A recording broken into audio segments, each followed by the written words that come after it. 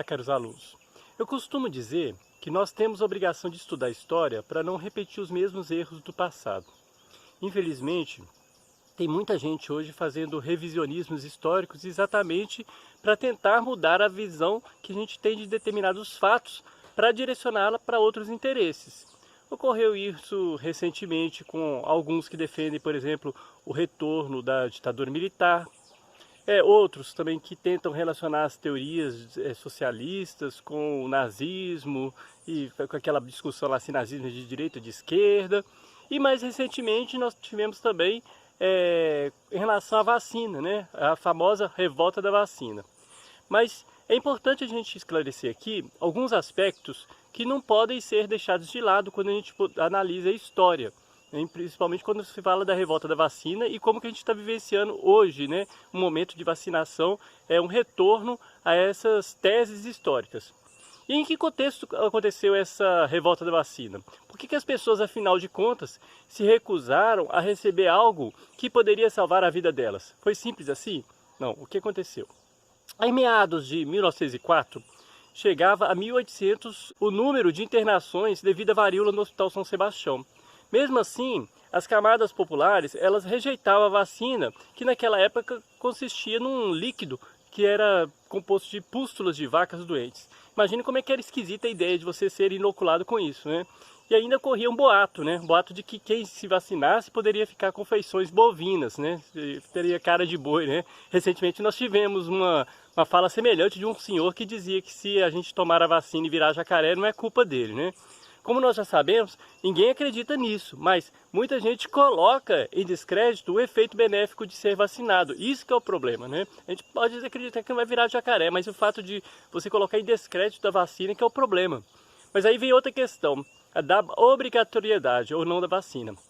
Nós sabemos que no Brasil atual, né, os nossos representantes do governo tendem a vacina facultativa, mas por outro motivo. O que aconteceria se a gente tivesse a vacina como obrigatória e se a gente não tivesse estoque suficiente para vacinar toda a população brasileira?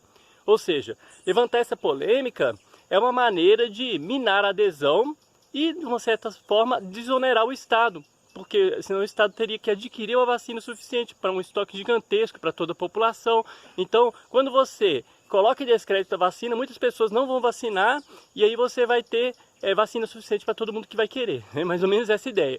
Mas voltando à questão da revolta da vacina, no Brasil, o uso da vacina contra a varíola, ele foi declarado obrigatório para crianças em 1837, né, e para adultos em 1846. Mas essa resolução ela não era cumprida, até porque a produção de vacina em escala industrial no Rio, ela só começou em 1884. E o mesmo ocorreria hoje, né? Tendo em vista que o Brasil está sempre atrás nas tomadas de decisões em nível internacional, como nós já temos acompanhado nos noticiários, né? Inclusive a aquisição da vacina agora, que ainda está sendo, enquanto tem vários países sendo vacinados, aqui a gente ainda está nesse trâmite, né? Então, em junho, voltando à revolta da vacina, né? Em junho de 1904, Oswaldo Cruz, ele motivou o governo a enviar ao Congresso um projeto para reinstaurar a obrigatoriedade da vacinação em todo o território nacional. Então, apenas indivíduos que comprovassem ser vacinados conseguiriam ser contratados no trabalho, teriam matrículas em escola, certidões de casamento, autorização para viagens, etc. Então você colocou como obrigatório e como pressuposto para várias outras coisas. Então, após intenso bate-boca no Congresso, a nova lei ela foi aprovada e regulamentada em novembro. E isso serviu como catalisador para a conhecida revolta da vacina. Segundo o relato, né, a revolta se deu em razão dela estar sendo dada coercitivamente, né, até mesmo com invasões nas casas das pessoas, né, obrigando elas a tomar a vacina à força. Né. Então o povo que já estava tão oprimido não aceitava ver sua casa sendo invadida e ter que tomar uma injeção contra a vontade. Né. E esse povo foi às ruas para protestar. Mas a revolta da vacina não se resumiu a um protesto só popular, não. Na verdade, foi, como nós falamos, catalisador, né? Então você vê que existem outros interesses no meio. Como ocorre ainda hoje, as necessidades da população sempre servem de palco para disputas políticas. E foi o que aconteceu naquela época, né? Então, toda a confusão em torno da vacina, ela também serviu como pretexto para a ação de forças políticas que queriam depor o Rodrigues Alves, né, que era o típico representante da oligarquia cafeeira. Então, acabou que vários grupos, e até contraditórios, né, contrários entre si, se uniram, né, na oposição. Você teria ali monarquistas que se reorganizavam, militares, republicanos e radicais, operários. Então, várias pessoas se reunindo ali contra a vacina, mas na verdade com um interesse político. Então, foi criada a Liga contra a vacinação obrigatória. Então você teve ali estudantes que foram para as ruas, aos gritos se foram reprimidos pela polícia, houve até mesmo troca de tiros, e em meados de novembro já havia um caos instalado no Rio de Janeiro. Então veja como é que foi noticiado na Gazeta de 14 de novembro.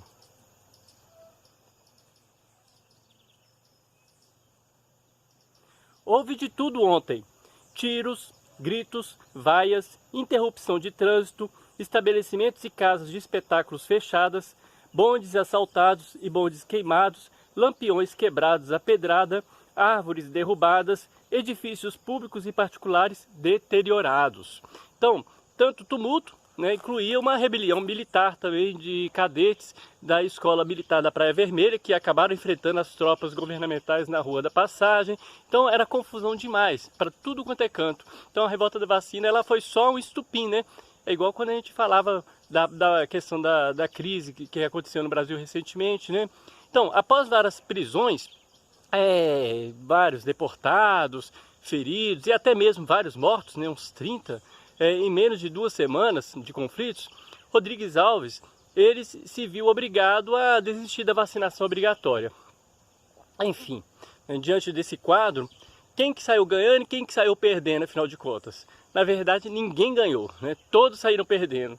Quem se revoltou saiu perdendo porque foi castigado pelo governo, acabou sendo preso, né, etc., ou deportado, e não somente pelo governo, porque também a própria varíola, né, que acabou sendo disseminada. O governo não conseguiu concluir seu plano, porque a vacinação que vinha crescendo acabou despencando devido exatamente à tentativa de torná-la obrigatória. Então, uma adesão que estava sendo feita, né, acabando caindo por terra.